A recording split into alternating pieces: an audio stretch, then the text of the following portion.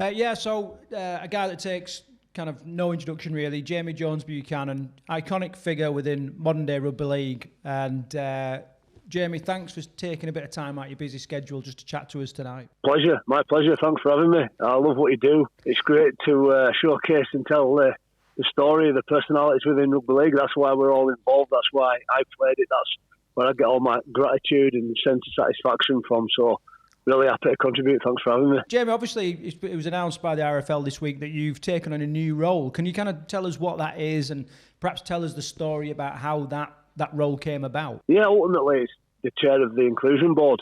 I'm exactly a year now into my role as a board observer at the RFL. And being completely transparent and clear, that's a voluntary role, an opportunity that came off the back of me retiring in September 2019. I coached for 3 years, and then I started this role at the Leeds Rhinos as head of culture, diversity and inclusion, and then became director of culture, diversity and inclusion, and adopted a few little roles here, hybrid at the Leeds Rhinos. Most of which is just recognising and celebrating the fact that as a club, and listen, I'll talk about the sport as a whole in a minute, but I'm very fortunate to see an environment change over the course of 27 years that started with a men's team. To a point now in 2024, I'm just sat next to training ground where we've got our men's young academy players, got our women's team, and as you know, we've got a wheelchair rugby league team, learning disability rugby league team, physical disability rugby league team, and even got a netball team. And our learning disability team won an award last year in 2023, the Everybody Moves Club of the Year award, and we celebrated that 2 weeks ago at Leeds Beckett University. And you basically see all these partnerships and collaborations in people's lives being enhanced and changed through the great game of rugby league. And I have a great sense of gratitude and thanks to the game, because I'm a working class lad from a small pocket of a working class town in West Leeds, and I had all the opportunities in the world to realise some of my potential and fulfil my dreams. And when I retired, I had this passion, this desire, probably a bit like yourselves, to pay that forward and showcase to the rest of the world who don't know about rugby league what it's all about. So, going back to this board observer role, that was an invitation for me that allowed me to come in and see the game at the governance level, right at the centre there, understand the other side of what I've become, what I know as the Rubik's Cube. And by the Rubik's Cube, it's like, because I do a little bit of work on Sky, I've always been involved to some degree in the media. I've been a coach, a player. I'm a dad. I'm a dad of 2 boys in scholarship in academy, so I get it through that lens. I'm a supporter. I watch it every week. The role at RFL and all these little pockets. I see the game from slightly different angles. And sometimes you see, for example, broadcast might want to move one side of the cube to enhance the game, and it might inadvertently move other sides of it. I've probably explained it before. And in the past, there used to be uproar because nobody liked their side of the cube moving, but there seems to be this sort of ubiquitous appreciation of the fact that rugby league's a great game, and actually we need to work together and collaboratively for it to reach its potential. And now that I see more at the RFL through this board observer role, it enables me to articulate, I'd like to think and hope, a better point when telling the story of rugby league. So that's where it started there with the board observer.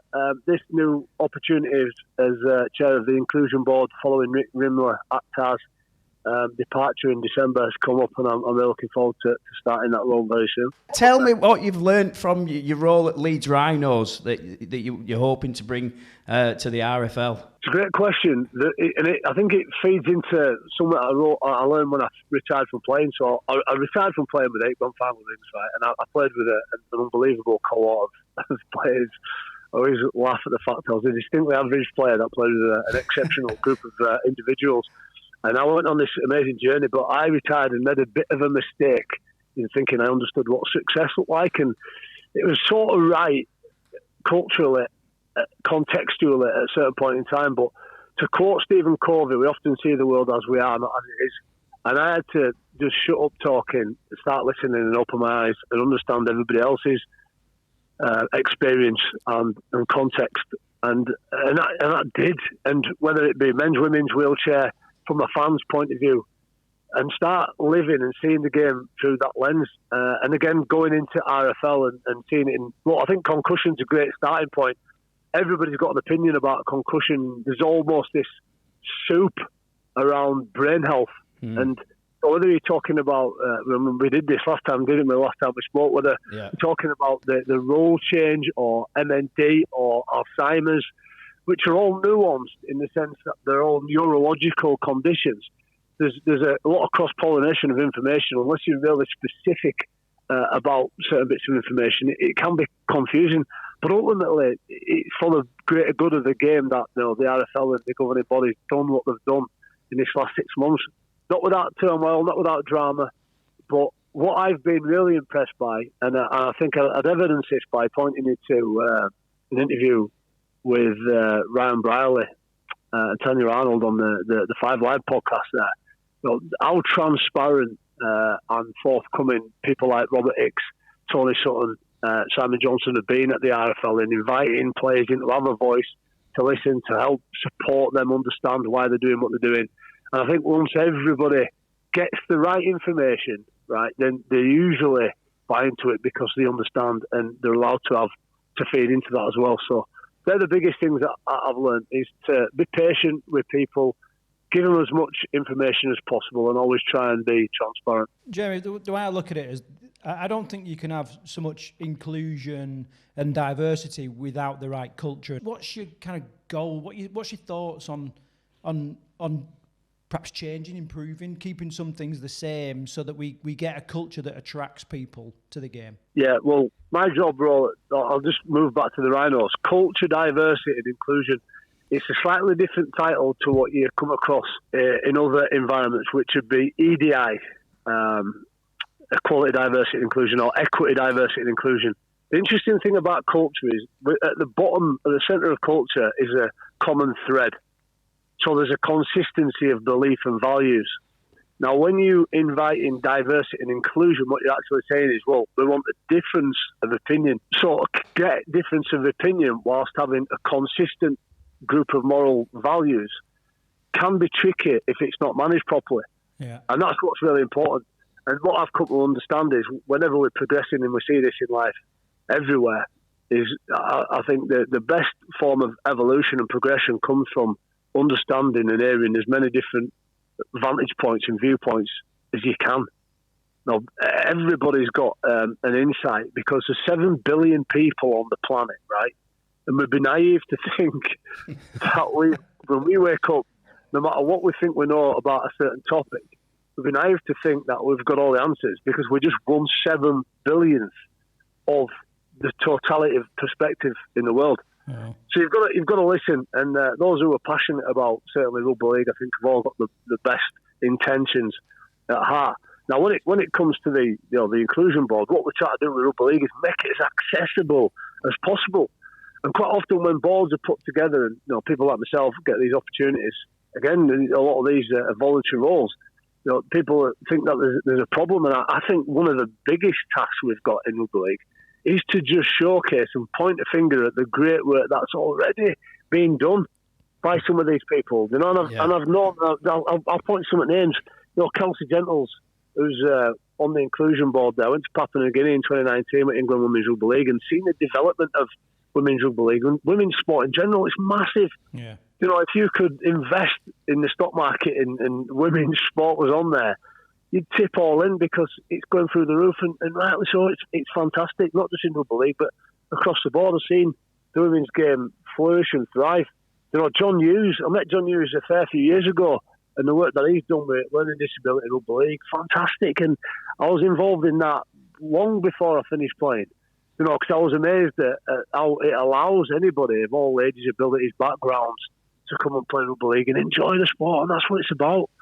And so the reason I started doing what you did, what you're doing now in about 2013, 2014, running around with a DSLR and a microphone, was to just do that, tell everybody what we're doing as a sport and how we change lives. Because I've had my life changed, and I'm so appreciative of it. So there's always little problems, little issues that raise themselves, things that we can be miles better with. Recently I've had a lot of conversation with Ikram, but was well known for some of his pioneering work within his faith and religion, and we just had Ramadan and the work that he's doing there with fasting, and some of the plays and making sure it's safe and it's accessible and accepted, and there's a vehicle for them to practice their faith while still enjoying the game of rugby league. It's so important. Michael Lawrence is on that board, Heather Robinson, Dan Clark, James Child. It's about saying this is an amazing game. We all call it the best game in the world, but we've got to make sure everybody knows it's accessible and open for everybody to come and enjoy. I've no doubt, speaking to you, speak with so much passion, I've no doubt that you are the right man for this job. Do you ever see yourself going down this sort of pathway? Was there ever a plan in place? Or is it just sort of, have you stumbled upon it?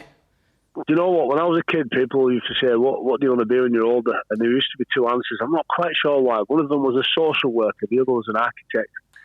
And it's fascinating now that leadership amazes me, fascinates me.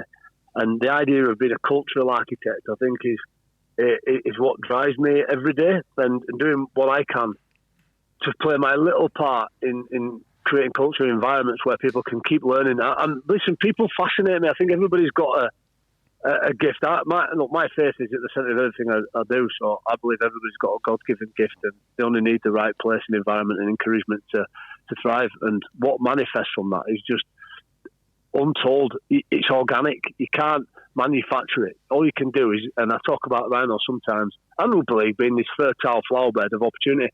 So you create the opportunity, you make a fertile flower bed, you allow people to plant themselves in that environment, and what flourishes is just untold, unseen, and it's usually amazing. What I come to quickly understand is when I was coaching after I retired, I loved coaching because you in some ways giving back, but there were times when I'm on the field and I'm thinking about how I can support somebody else off it in a different walk of life, whether it be a charity, whether it be a different version of the game, wheelchair guys. I'd want to go spend time with them, and I was distracted, constantly distracted.